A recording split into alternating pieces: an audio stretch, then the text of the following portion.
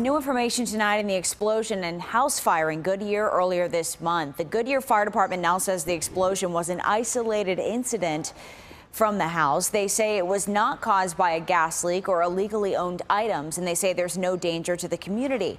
The exact cause is still being investigated, which has now been turned over to Goodyear police.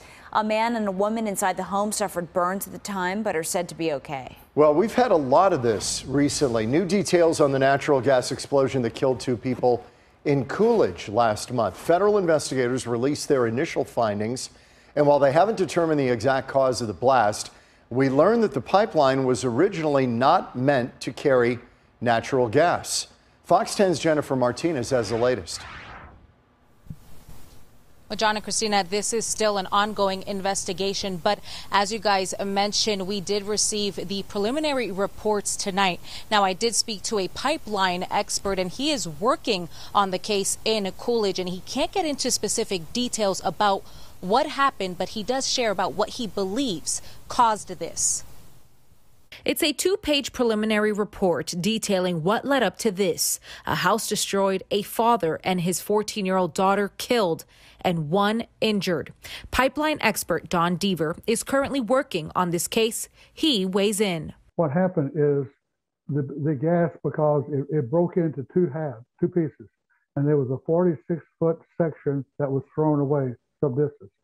So there were 2 30-inch sections, like 2 jet engines shooting gas out, going up and out at the speed of sound, 1,400 feet per second.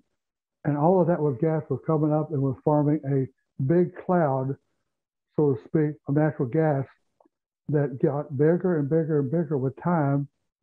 And it moved. You could tell that the wind direction and stuff, it moved toward the house. According to the National Transportation Safety Board report, Pipeline 2000, a 30-inch diameter natural gas transmission pipeline owned and operated by Kinder Morgan, ruptured. Right before the explosion, investigators say the gas pressure of the pipeline was below the maximum allowed.